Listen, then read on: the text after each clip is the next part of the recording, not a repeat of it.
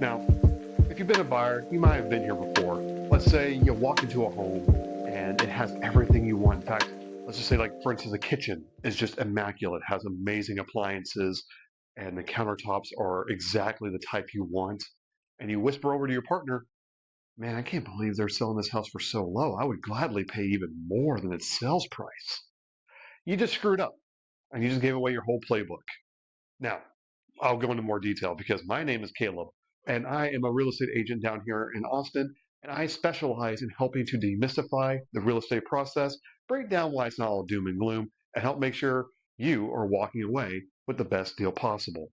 And the thing I want to cover today is honestly a very common thing that in today's world of, you have Alexa, Google, Ring, and Nanny cams, and so many other things of smart devices that are looking in and well, sellers put them in their homes because they want to make sure that nobody's stealing or breaking anything. So very understandable. But there is legal room when it comes to what are the rights when it comes to what can be recorded, what cannot be recorded, and what you need to know as a buyer. So let's break that down.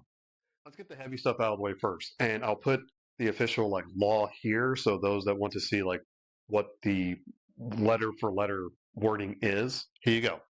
Now, to put it simply, Texas is a one party consent state. But what that means is that one party that's involved in that conversation has to consent to the audio being recorded. If you're a seller that has left and you have any camera or security that's recording conversation, that's you're not part of that conversation happening. So that it does not satisfy that. So even if you put up a sign that says, "Hey, audio is being recorded," that does not cover you because in the state of Texas, that's considered wiretapping and that's a felony charge. Now, as a buyer, should you assume that all sellers are trying to like spy on you and be awful? No.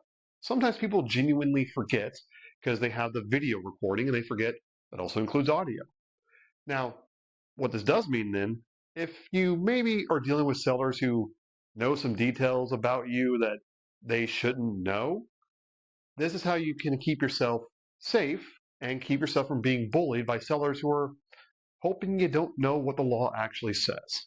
Okay, for all you sellers out there that are sitting there going, well, it's my house. I can do 1 second, time out. This is dealing with audio. When it comes to video, you're more than within your right to record with just one very important caveat. There are certain rooms where there is privacy expected, and it's the places you would expect, such as like the bathroom. If you get caught, video recording a bathroom while your home is up for sale, I don't think I need to explain why you're going to be in trouble. Now, one of the places I can kind of get into a little bit of gray area is bedrooms, but that's just if they're specified of like this is a place where you change. And of course, if your home is vacant, then it doesn't matter because there's no furniture and no one's there anyway. But just so you know, buyers don't suddenly think that you can get mad if you see a camera at all. Sellers are more within their rights in order to record when it comes to video. It's just audio is where you run into the issues we talked about earlier. So what does all of this mean? Well, if you're a seller, it's pretty obvious. Just understand that video is fine except for the obvious places and don't do audio. But as a buyer, what this means is there are three rules you need to just understand when it comes to seeing any home. First, just assume the walls have ears. Just because people know what the law says doesn't mean they're going to be following it. But also, just a good rule of thumb, especially when you hear the other two rules I'm about to break down, is just assume you are probably being listened to. Or at the very least, you might get overheard when you don't think you're being overheard. Second rule is just wait until you get back to the car. In fact, especially don't just go out to the front porch and think, oh, we're safe now. Go back to the car. I mean, there have been times I've even told buyers, hey, because we were parked on the other side of the street, like, let's go over there because then we can definitely make sure nobody's overhearing us. So we can, like, both of us can talk with complete, like, not having to worry about our words being used against us.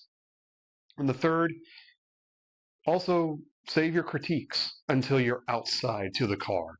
If you love the house, or especially if you don't like the house, because if the sellers accidentally, even if it's complete accident, if they overhear you trashing the house, then the odds of them working with you drop significantly. And we just don't need to be causing conflict where there doesn't need to be conflict. So, my name is Caleb. Like I said, I'm a real estate agent here in Austin. I love to help buyers understand that the real estate process is not the scary, like impossible to achieve dream that the media has convinced you it is. So I have other videos on my channel if you want to check them out. There'll be links in the end card, and I would love to be able to talk with you about the real estate process and help you understand that it is more achievable than you believe it is. So I thank y'all for watching this, and I'll see y'all in the next one.